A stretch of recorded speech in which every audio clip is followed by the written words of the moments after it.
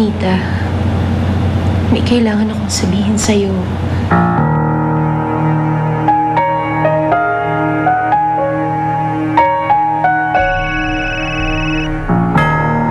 Mamira, baka mag-amo nyo na yung tumatawag. Oo nga po, baka mag-alala sila pag hindi niyo sinagot.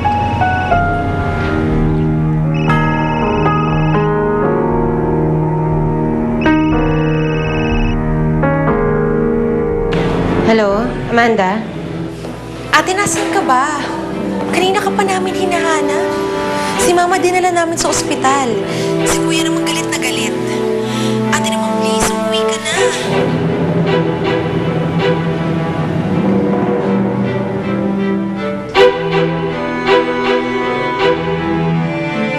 Biglang tumawid yung black girl na yun eh.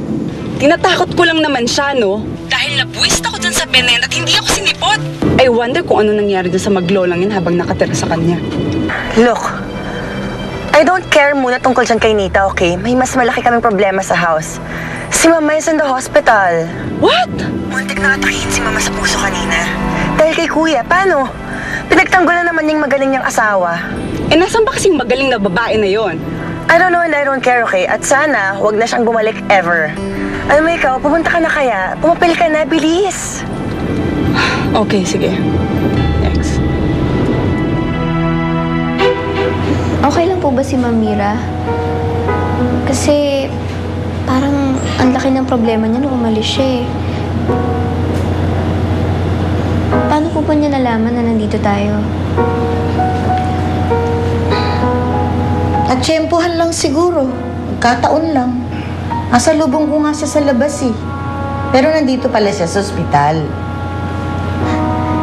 Ganun ho ba? Galing naman. Ano naman ang magaling doon?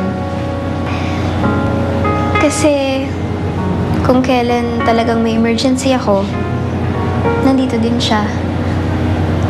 Parang kahit hindi po natin hilingin, darating siya. Parang nga po siyang anghel eh. Kung siya ay anghel, paano naman ako? Sino ako? Nanay mo naman. Ikaw ang fairy godmother ko. Ninang lang. Ito namang si Nanay Ma, tampong pururot agad. Eh, ninang na fairy naman po eh. Mabalik nga po pala tayo kay Ma'am Mira. Sana wala po siyang malaking problema, no?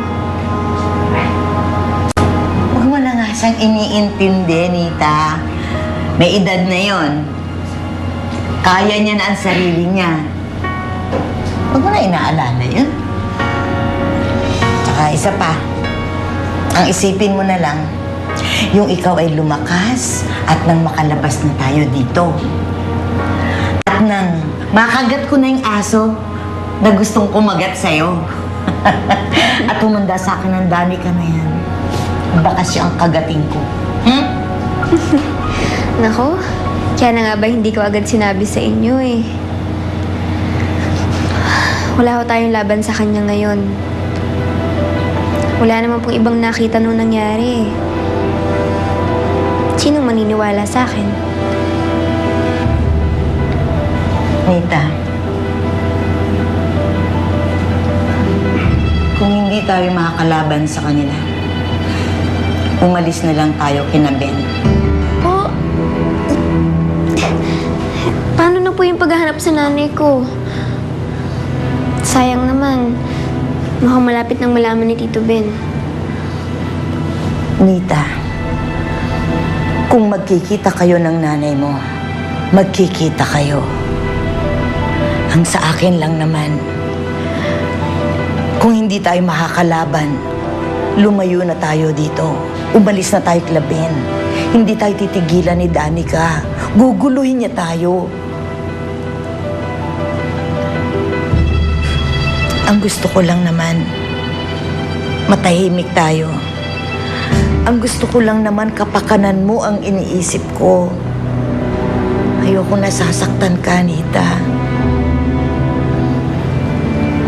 Kung hindi mo naiisip, ako man ay nasasaktan din. Dahil parang nanay mo na rin ako.